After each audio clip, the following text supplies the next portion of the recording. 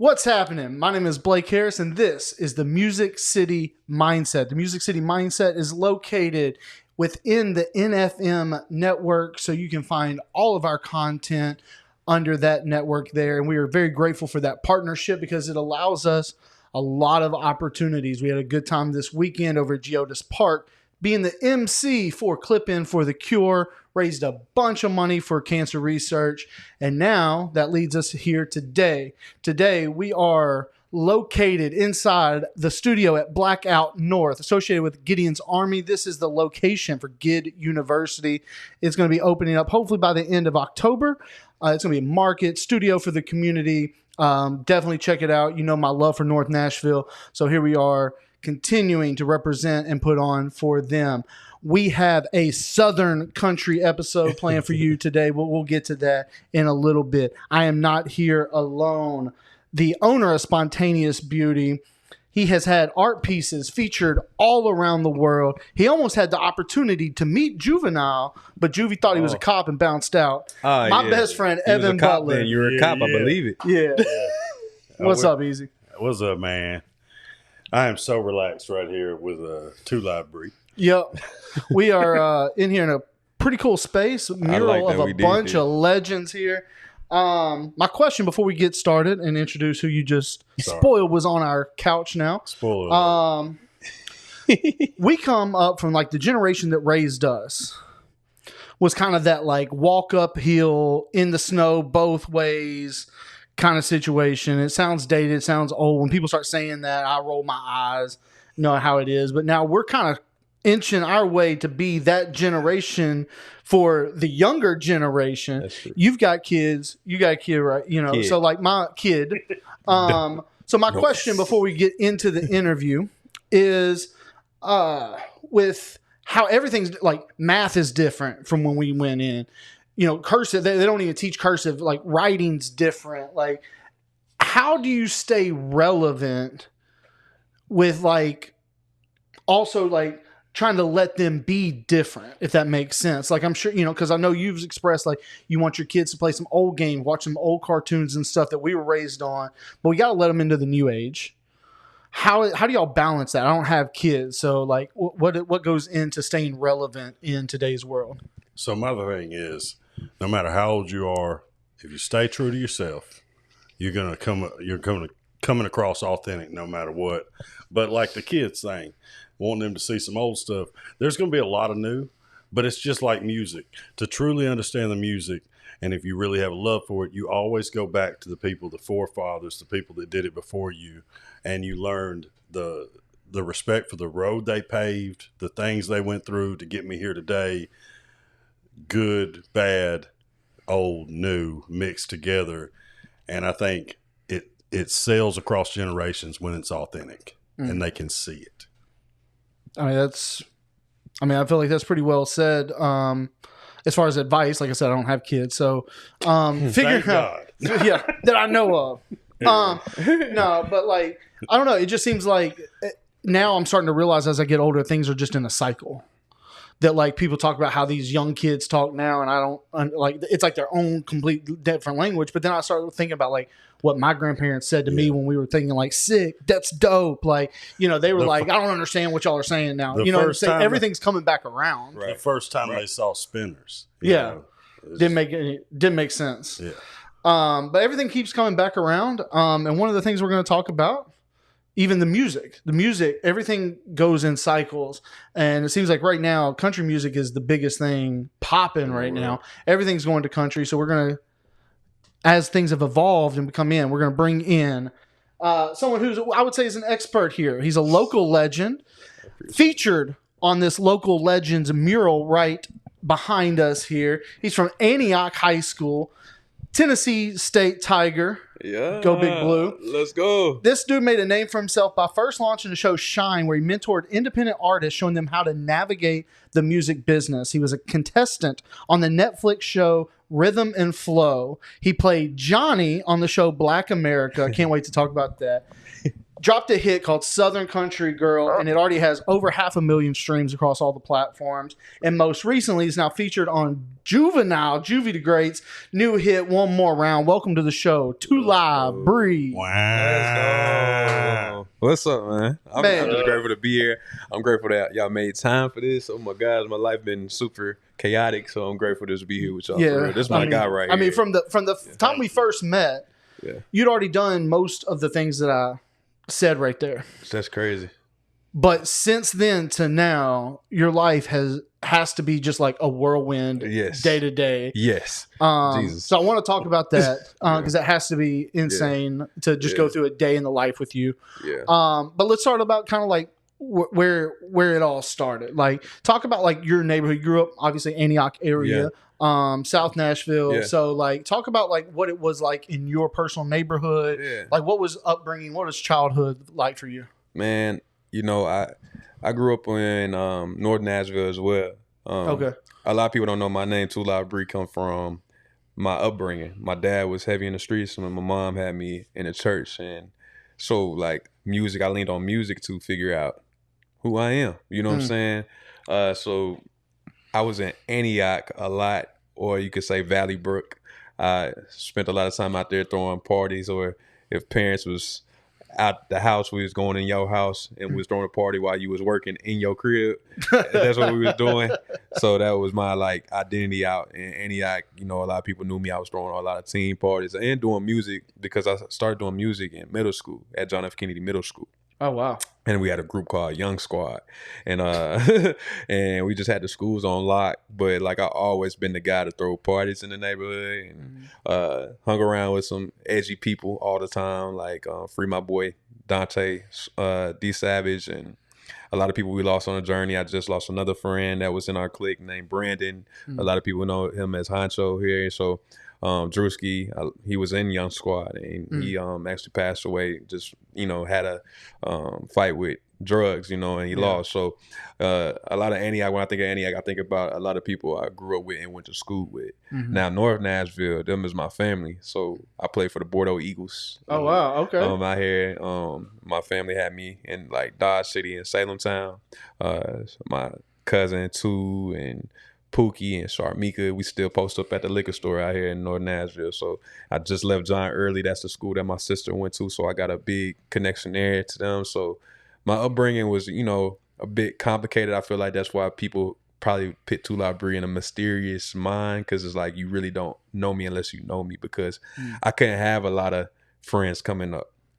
Just because if your dad and your family is connected to the street life, it's like, I can't have people just sleeping over here and coming over here. You know what I'm saying? So, me and my family was very secretive and quiet, you know what I'm saying? And even when it came to music, I couldn't really tell my story until a certain age.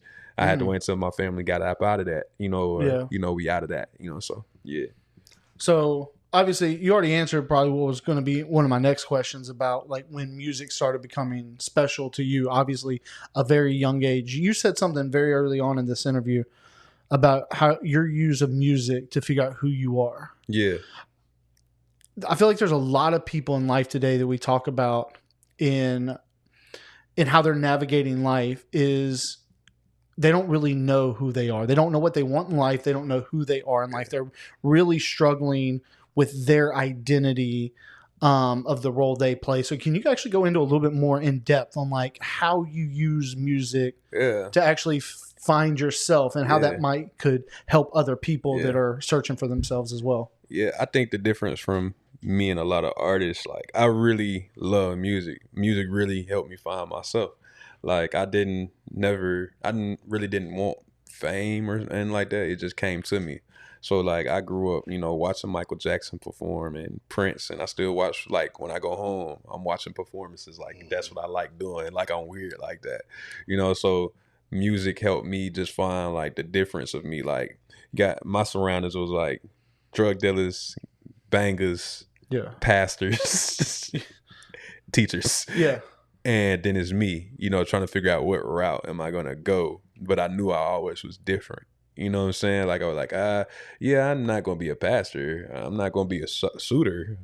what am I going to be? But it's like all these characters that I looked at on TV or YouTube at the time, or MySpace, like Soulja Boy cranking that, he got a big smile on his face, and I'm like, oh, I just want to be in the music video. I just want to be around that. You know what I'm saying? Yeah. I was inspired to be like these type of characters for real, and watching Snoop Dogg and for real talking beautiful, like I said, that's me. You know what I'm saying?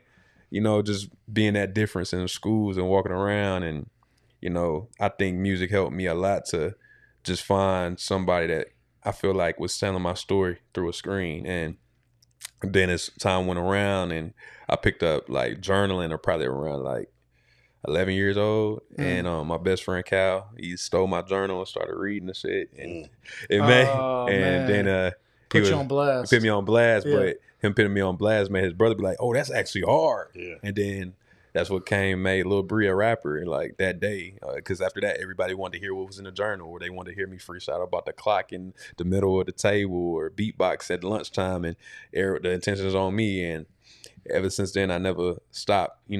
It wasn't about being like a popular person, because I wasn't popular before I did music. I was always an outcast. I was like, in middle school, I used to always be behind the scenes. I probably was known to be a good person, but I never, or somebody wanted to fight all the time, Cal would say, but I just was like very to myself. But the music found me, and it helped people understand me, but not fully me, but they understand a side of me. And I feel like that's where I feel like got me. I've always told people, like, even if you don't like the person per se, if you can find an artist out there whose lyrics move you, because I feel like so many people and a lot of the men in our society today don't know how to communicate. Right. And I feel like listening to lyrics can help like articulate feelings and emotions we have that we don't know how to express. Right. For me, this might be a cliche, but looking at me, but Jelly Roll is that for me, right? Yeah. Like there's been times where I've gone through some stuff and I don't know how to express how I'm feeling, but something in his songs is like, that's how I feel, but I didn't know how to say it. Right. And he said it with a beat behind him, like, and meant it. yeah, With and meant it for real. Going back to what you said, do you get, because I've talked to musicians, artists that have different feeling about releasing new music. Do you get excited to release new music, or is there that part of like you're still letting?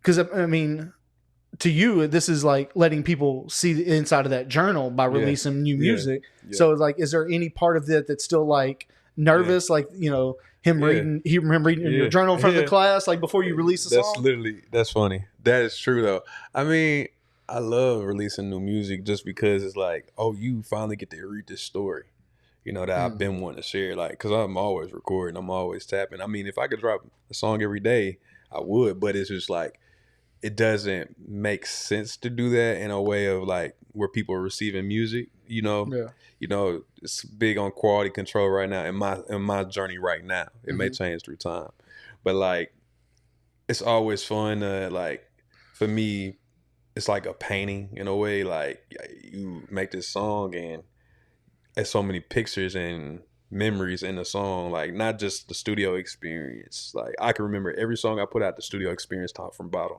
every instrument played, every story that was told in there, or like for the song, like it's all of my experiences. Southern Country Girl, I could tell you how we got to the song, but I'm gonna tell you about the songwriting part of the song. Like I see my goddaughter in the song, I see my mom in that song, I see the girlfriends I experienced. I see a lot of different things because it's little pieces of everybody's story and my experience in that song. So me being able to share it and then hearing people resonate to it is just the best feeling in the world, because it's like, that's what I made that song to do. I made that song to touch these emotions and make memories and make other people make memories to a song. So I think that's why I like the song to be released. So when you talk about searching, you're around the streets, you're around pastors, everybody, and you're searching for Bree and who he is. And you find that journaling and that experience in my life, that journal and that microphone became a therapist. Yeah. Stuff that I had held in and bottled my whole life. Yeah. All of a sudden, even if the song was trash, I got it out on paper or in there. Yeah. Did you feel that? Yeah. I mean, definitely, at 13 years old was my one of my biggest challenging parts of my life. Is the first time, it was my time where people started recognizing me for doing music when I was in school. But also just in the community, we started doing shows and create this movement, me and my friends that we did music with. And Young Squad? yeah, Young Squad. And they don't do music no more, but they would play a big part. It was a brotherhood because they got to understand me, like behind the scenes. Like the people behind the scenes on the music get to understand differently. So they heard the songs, but people didn't realize my dad just got shot when I was 13, 8 times. The people didn't know that. I was like, as a kid, I can express. Yeah, my dad was out here doing X, Y, and Z. Like I still got to cater at that time at 13 when I was coming up. A kid can't be exposed to these things. You know what I'm saying? Especially going to Antioch and I'm at John F. Kennedy. Everybody's happy. You know, all these kids happy and they see us as being the people. But I was going through a hard time and had to act like it was cool. So like when they heard these songs and they hearing the lyrics, they seeing the what should I say, the metaphors of what I was trying to say then. It was more than some of them words I was saying. Was like behind it, it was like, no, like dude is really messed up right now. That was the first time I seen my dad cry. You know what I'm saying? And music helped me get through that, you know, and it was just like playing a basketball or playing football as a kid. Like I didn't have them type of dreams, but I could play. But like I could understand where kids, you know, lean on sports and stuff like that. And that's what music was for me. So it seemed like you pretty much was determined to be something involved with music from a very young age. Oh, yeah. So, I mean, you've talked very highly of your time at TSU. I wouldn't change anything about my HBCU experience. But why go to school? Why not just go straight into it? And, like, why TSU? I didn't want to go to TSU at first. Oh, okay. Here we go. But like my dad went there, my mom went there, everybody, my grandma went there, and my granddad went there.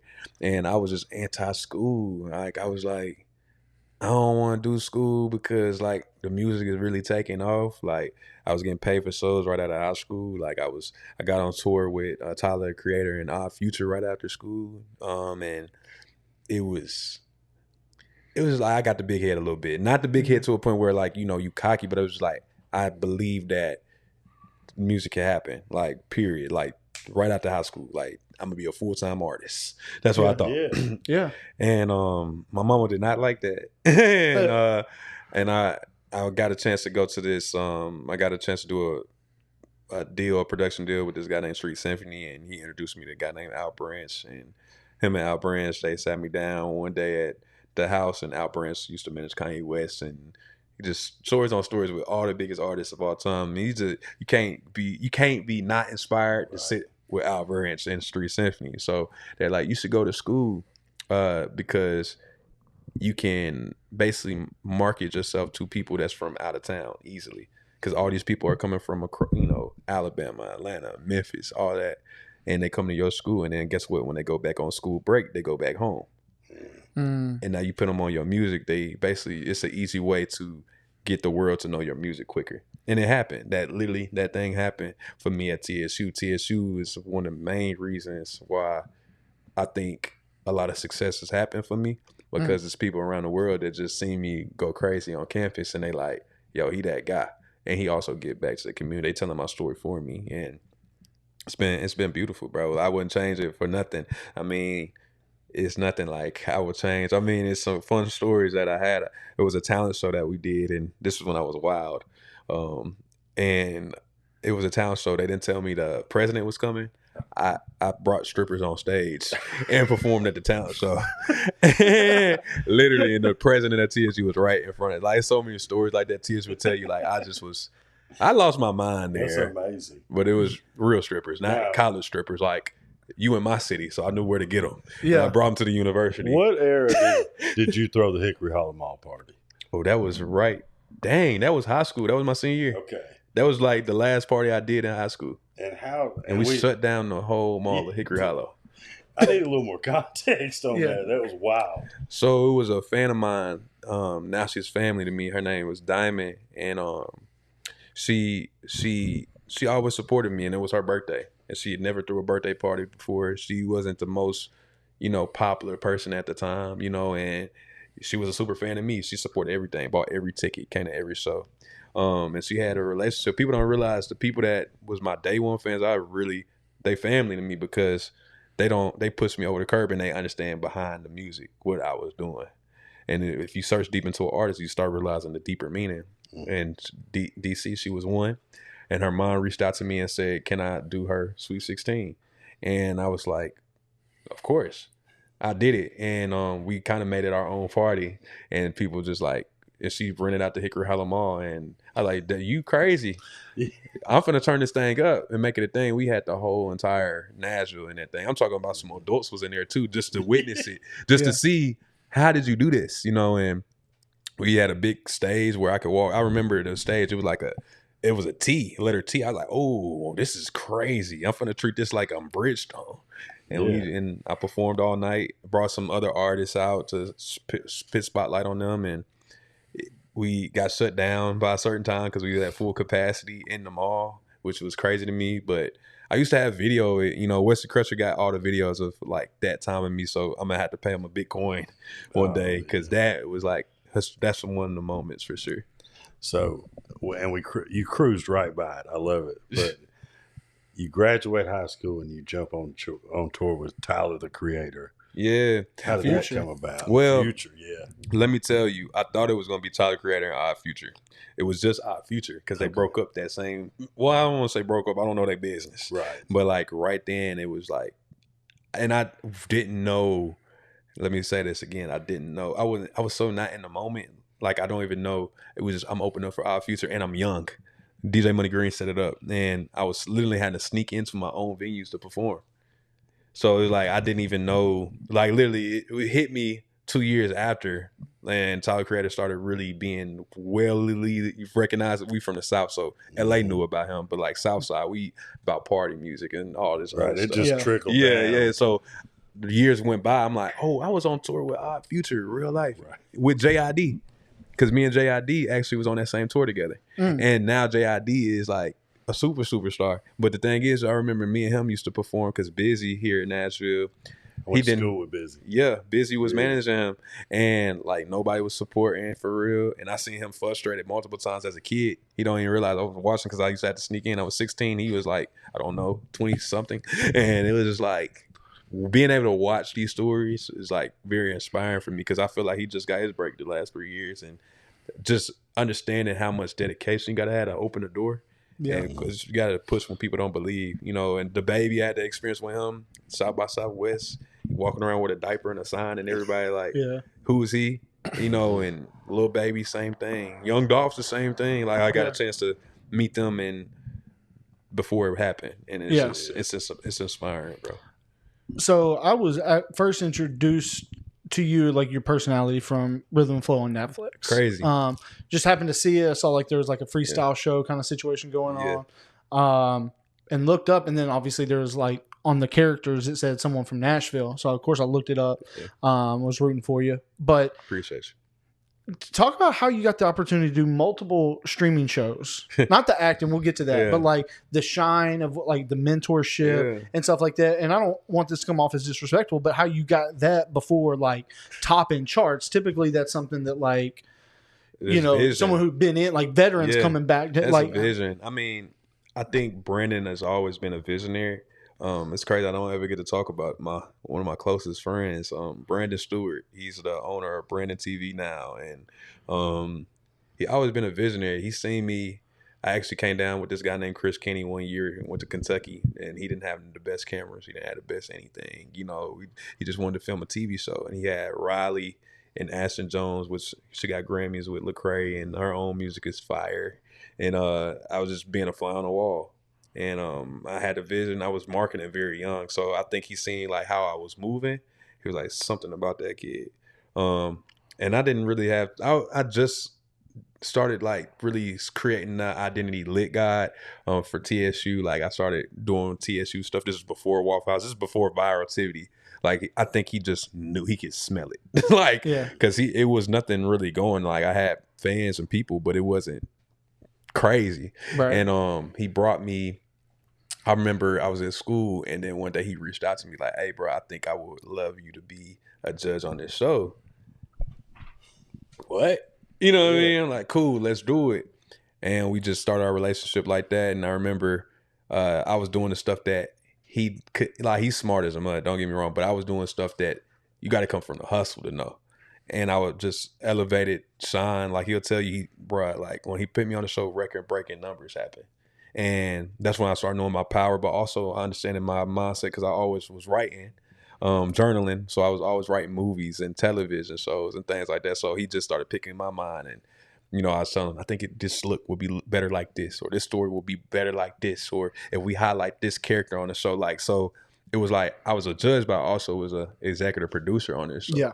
And just seeing it grow and elevate. And then I got to bring it to Nashville on the last season. That was crazy. So I gave an opportunity where artists can get flown out to go to Kentucky and get experience around other creators. Like, it was just so much, but he's one of my biggest people in my corner that inspired me to be who I am. I mean, I got to see him get a major deal and being able to work with people like Michael B. Jordan, and that's unbelievable. That's unheard of. I mean, we came out the mud together. You know what I'm saying? So I still go out there. We just went to a red carpet event I want to say, not the top of the year, because I went down there for the Grammys and I got to kick it with him again. And just seeing his growth, bro, it's insane, bro. Yeah. You own a fucking TV network, dog, and we was just eating pizza 2 years ago. Like, it's crazy. Well, with that, that's a good segue. Last question before we take like a little break here, but Johnny on Black America. Yeah. Now, that's the first thing non-musically related, because Sean was still music. It was reality TV and stuff like that. But everything you did, Rhythm and Flow on Netflix and Shine, all that was based on music. Reality TV with music. Yeah.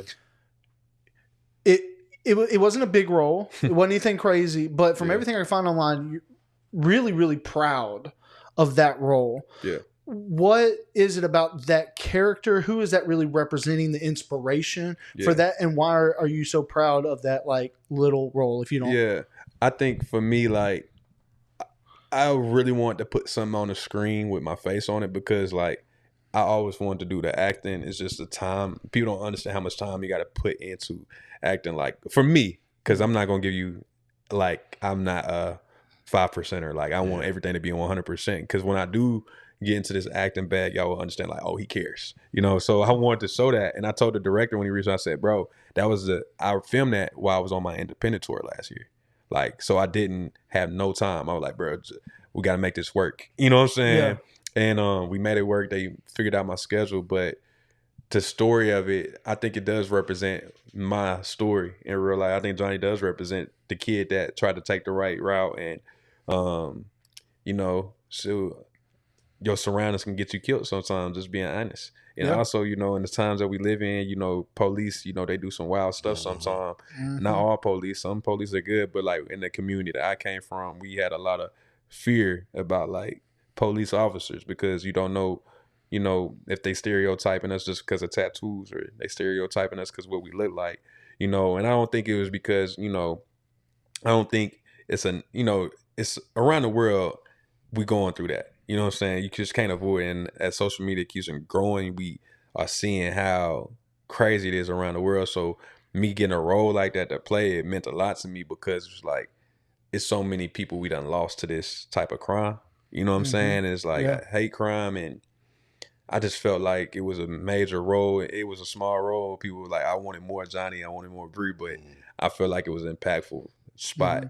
The whole movie was about Johnny. You know what I'm saying? So Black America, shout out to it. And on behind the scenes, I hooked it up to get it on a big network with my boy Brandon. So it was like, that was a prideful moment to just give an opportunity for Nashville actors and Nashville directors to be actually recognized. And that's something I did behind the scenes. And I feel like, you know, that's what I do everything for, you know. And that's why it was big to me, because it's like, this is one of the first of the few Nashville movies that is actually on a big network. So yeah, that's awesome, and my heart goes out to you for being able to be someone that brings people together, likes making connections. I think you know, as people who know me for a while, like you and I are kind of similar in that, and like to bring people with us and and make connections of when we can, because of what that also does. So that brings us to a good stopping point. That kind of covers everything through Lil Bree, if you will. We're going to take a quick break. We're going to hear a word from our sponsors, and then we're going to come back on the other half with 2’Live Bree when things get really live. That's real.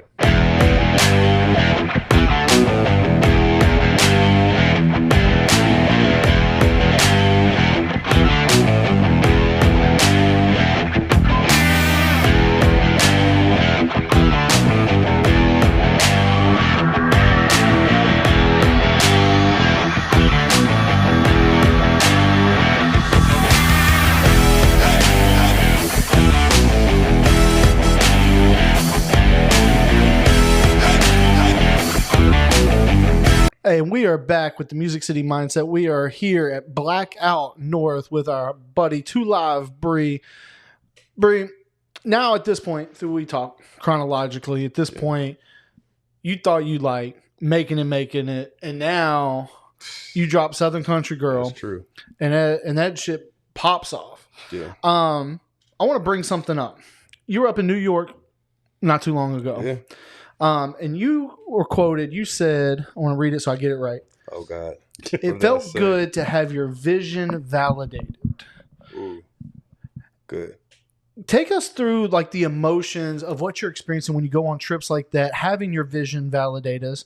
And these opportunities right now are happening because of Southern Country Girl. So take us through some of the emotions of the vision of Southern Country Girl, because going back on some of your older music, I mean, your boy got bars. Yeah. So switching it up, kind of doing the Southern Country thing, like what is that vision that's being validated? Man,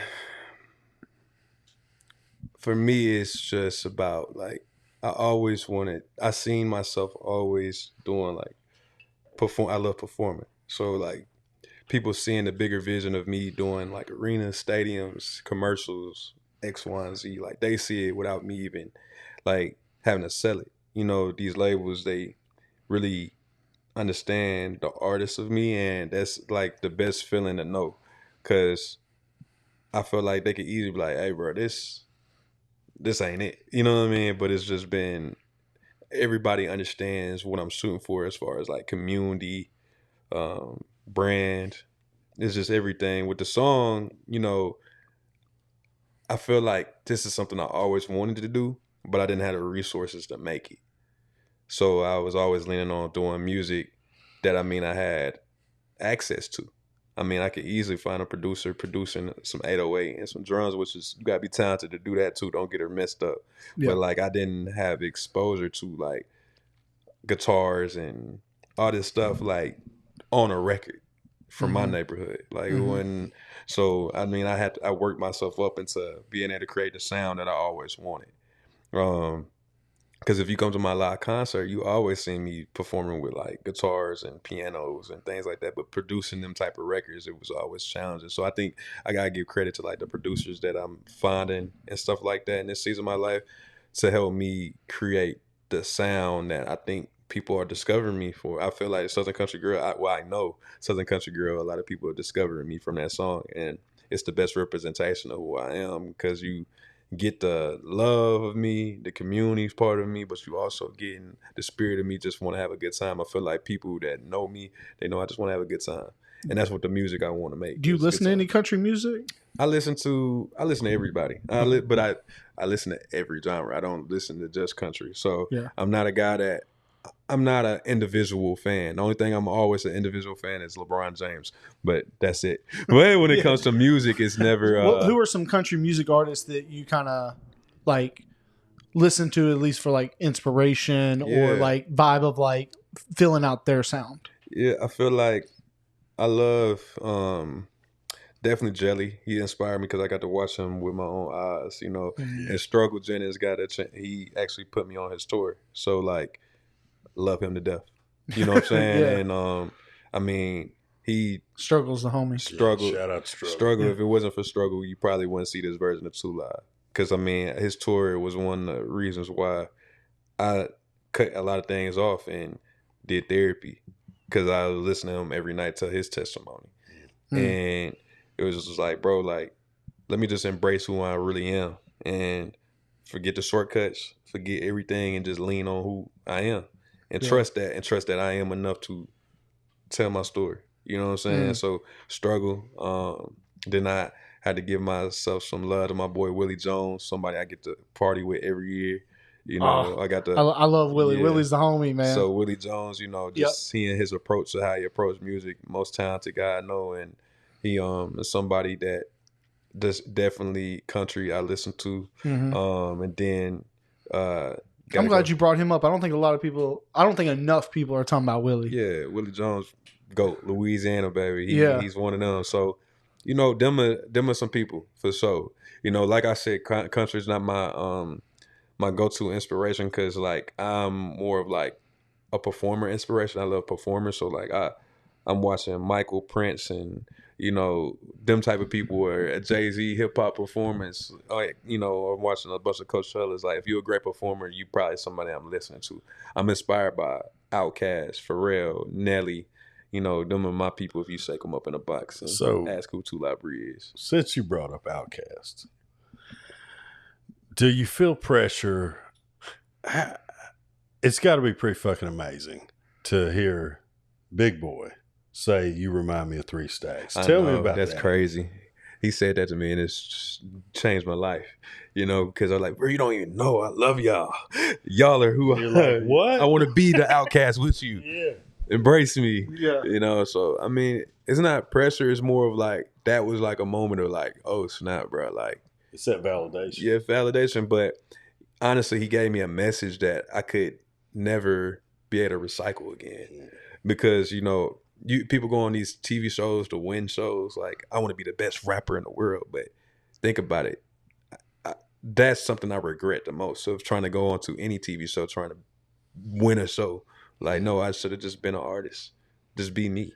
It don't matter. Because people want real people. Be the best breed. Be the best breed. But you did pass it down. I mean, I couldn't pass it down. That's true. I mean, hell no. Well, Not like, with Jesse Collins. I couldn't do that. Well, like I'm saying, like you said, like the compliment from Big Boy, it's something you could never pass down, whatever. But like seeing you leave in elementary school, to come here and spend the morning with them, and then touching on struggle, like just the time we've had with struggle has changed my perspective a little bit. I don't think you can be around him in any length of time and not change a little bit. But also just talking to a little homie before you got here that says you've changed his life.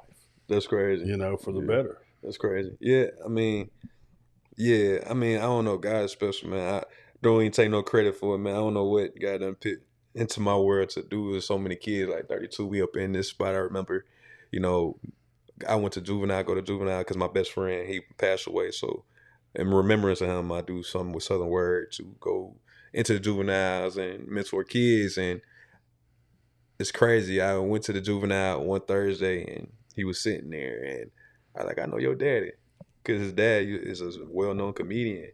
And he was in that situation because, you know, he accidentally did something to his brother. And then his father ended up passing away weeks after. And just seeing and talking to him about the music and just also this vision to be a cook. Because I was like, how you talking about music and cooking? Like, I don't understand what you finna do with it. But to sit in his space to see this kid that everybody gave up on and said that he wasn't going to be the kid, like he most violent, or he going to be in jail for life, or he ain't going to go to school. And just seeing him do this is just this is what I do for. You know what I'm saying? Like, he deserved it all, man. And I know this is just the beginning for him. So like, it's just amazing. It's crazy. There's so many testimonies like that. Yeah, it's beautiful. Yeah. Coming back around to music, to your music. Yeah, I'm sorry. No, you're good. No, I love the tangent. I love the tangent, but I want to get to everything, man. Because I mean, you've got a hell of a story and a testimony here with the impact you're creating. And then now, so like with that, you talked about like the sound you always wanted, because we live in Nashville, white, black, north, south, whatever. Like we're in a city that is fueled by music. There's a whole business of studio musicians, and now you're worked your way up to where you can actually have real, again, not talking shit on the 808s and things like that, but the human aspect of being able to have studio musicians, and you got there with that. What do you say to the people that are talking about the amount of hip hop crossing over back into country, just calling it a cash grab, and like, do you actually have to deal with any of that kind of like? Yeah, I mean, nobody has confronted me about it. I'm pretty sure it would come. With everything, people gonna have an opinion. I feel like for me, it's definitely not a cash grab because I feel like I'm on the other end of people saying like, is that country or not? They don't know. They feel like it's something different, and I think that's the thing. When you really love music, you just do what you love to do. Mm-hmm. I mean, I'm definitely going. I think I'm just making the sound of Music City. You know what I'm saying? Like people always saying like how to make your sound. You just gotta. For me, I'm just really encouraging guitar to be present and some good vibes, bro. Like I don't care what nobody think the genre is. You know what I'm saying? I really don't. I got a tough question for you because you said the sound of Music City. Yeah. What is that sound? Because if you hear a beat, you get a good chance you pick out if it's an artist from Atlanta, like they got a style. East Coast, we all know. Yeah. West Coast has a sound. Even Memphis has that has its own vibe. To you, in your opinion, as part of the sound, what is the sound of Music City? I mean, like let's be 100. Music City, it should be all sounds because it's Music City. We produce everything, and. I know people say it's country music city, which I mean that's true. And for me, I took that knowledge and embraced it. And just to get more of my mentality, I think of it like when you think of Las Vegas, what do you think about? You think about lights. So picture going to Las Vegas and there's no lights. Now let's think about Nashville. When people not from Nashville, what do they think about when they come to Nashville? They think about country music. So what happens when there's no country music? So it's like, for me as an artist that is born and raised from here that may not have been raised to country music, I embrace all of Nashville. Like if I'm going to be the sound of Nashville, I'm going to embrace everything, the diversity of it, the hip hop, the country, the blues, the Jubilee singers, Yeah, there we go. Yeah.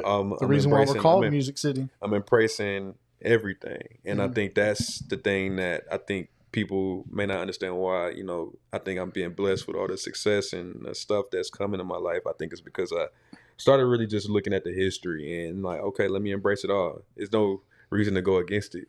Yeah. They may be against me for it, but yeah. Speaking of things that have just come into your life, I can't let you get out of here without talking about how in the hell you got linked up with Juvie. Crazy. I mean that's juvenile. Juvie. Juvie the Great. How did that happen? Is that something that's set up by a label? Did he just reach out? Man, he literally just reached out. He called. He called my phone. But no, the thing is, sick, all credit to my manager, D. He's just a good guy, and they were just kicking it and hanging out like they normally do. Friends, and I mean that's what I love. I want to work with people that we can make memories with. You know what I'm saying? Yeah. And Juvie, he was like, man, Juvie loves your song. Like he sent me a video. Juvie's like, I want this song, literally real life. Want a song that we just had a meeting with Electric Fields and they love that song, and that's post Timo. Like, hell no, I can't give you that song. We can't give you that song, bro. And he like, bro, he kept, and he could tell he was meaning it, like he wanted it. And I'm like, you talking about Southern Country Girl? Nah, it's another song that's coming soon. Oh, okay. And he loves Southern Country Girl too, but he was just rocking. They having a good time at the crib, just partying. And I guess they got to another song. No, they got to that song that he's like, pick up the phone, call him right now. He calls me on the phone. I need that song, man. What that? I'm working on my album. I need it. That's what he said. I'm like, I'm just honestly blown away on the phone. Like I put the video out. That's a real video. Like I was just so like lost for words when he called me. And then he like, I want something. I'm like, bruh, 24 hours. I got you. 24 hours. I cook a song for you. Literally 24 hours. I got in the studio. Really 12 hours. From scratch. From scratch. This song was from scratch. And I sent it to him and he was like, bro, it's a hit. We out of here. Let's go. And he said, we're gonna shoot a video for it. Let's go. Let's do it. This gonna be it. If you need some extras. Yeah. Hey, well, we made middle-aged white dudes. I mean it. We are down. I will let y'all know. Actually, right after this, I got a call with his video director, so I'm gonna see what's popping. I don't know what might run into. Juvie has always showed Nashville love. Nah, he said he's from Nashville on the phone. And he said he may back that ass up here in Nashville, and he did. He said that he made the word Cashville too. So we'll see. Yeah. Hopefully that puts some cash fill in your pockets. Yeah, come on. But I mean, that's just crazy that someone would reach out like that, and I'm sure that's going to be just the beginning of where this is going. So obviously, before we can let you leave, we got to plug a Headliners tour. Yes. Yeah, let's talk about what that is, what that means to finally headline, because even the last time I think I saw you on stage, you were support cast. Yeah. So now this is a big show. Yeah. The Headliners tour. You're a headliner here. Yeah. Talk about the show, how it came about, where everybody can get tickets. Yeah, I mean, shoot, I've done sold out 4 shows of my own here in Nashville, and I felt like it was time to do something different because I hate doing the same thing over and over again. It's just I can't do it. So Tim Gent and Rap Girl, they have been people that I always hear in the streets that they always say they got the same quality control as me. And I was like, bro, we actually cool. We friends. We ain't never done music before, but we cool. So I remember reaching them up, and we ended up having a session at Cal Jefferson studio, and we just talked all night long. And we were like, you know what? We should do a show together. And I was like, why not? Let's do it. And she's cool as hell. Yeah. And we were partying in Bob's that night. Rap Girl is Jason has become like a real, she always been a sister to me. But like now we got a real good relationship because of this show, and I'm grateful for it. Like, learned so much about both of their work styles and what they do, and it's been cool. It's been a learning experience. So this show, October 24th, is going to be definitely Eastside Bowl, and it's going to be a show you don't want to miss because all 3 of us are like onto some wavy stuff right now. Like Tim just did something with Akeem Ali, and Rap Girl, you done seen her on BT with Queen Latifah, and she got big things in store. I can't spill their business. They may get mad at me. You never know. Yeah. But like this a moment in time that we won't get back. So I'm excited about it. With this show, because you started off mentioning how much you watch, Michael Jackson, Prince, things like that. Yeah. How much of this show for you is about presenting the performer of you? Should we expect some surprise guests? Like what kind of performance are we going to expect here? I think it's going to be a special show because you're right. Like it means a lot to me to represent what I'm doing and what I'm trying to do.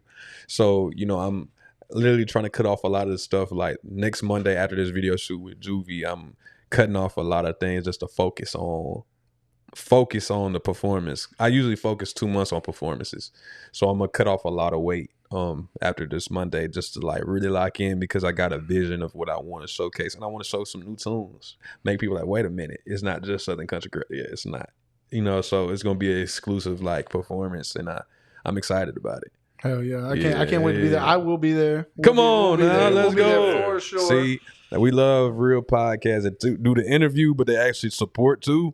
Some people just do clickbait stuff, no shades. Hey, you saw my white ass up in Bob's. I'm supporting. And we had fun. we did. With that, what is the last question really?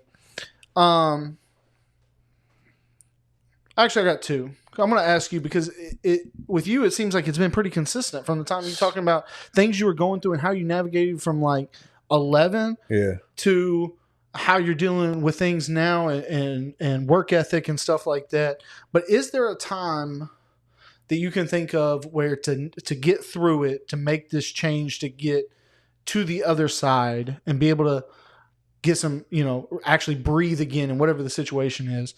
Was there a mindset shift you had to go through? This is called the Music City mindset. Yeah. Is there been a time where you like almost quit music? There? Oh yeah. I mean, yeah. Oh yeah. I wanted to quit. If I'm being transparent, I almost stopped doing music because I wanted a family more than music at that point in time. And it makes sense now that you asked me that question. Like literally, I leaned on music to be accepted by my family or be seen by my family. And I got to an age, right after college, I was like, man, I could create my own family. And just that would be enough. And I'd be loved and I'll be this. And, I tried to be engaged and make my first child and all that. Like I picked that over my music at a point in time, but I realized that was just really going to empty me, and I was going through it during COVID. Like, I mean, like I said, again, shout out to like Struggle and, watching how he brings his family along on his tour and his friends, and I wanted that, but you know, it felt like it was so far out because so much chaos. Like, I mean, real life stuff was going on. You know, I lost my best friend in gun violence.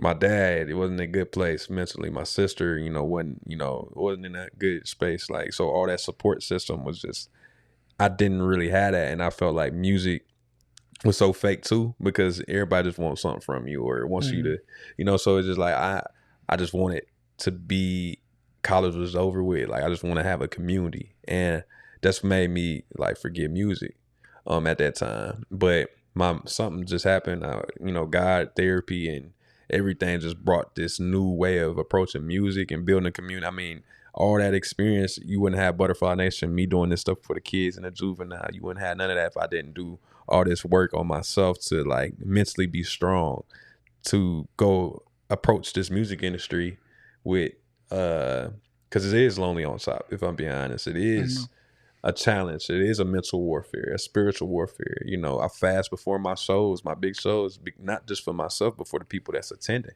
because I know they're coming for a reason. They're not just coming just to have a good time. They're trying to get a relief for what life is hitting them with. So man, that's what's up. I'm so glad you said it that way, because I feel like a lot of good art comes from a place of pain. Yeah.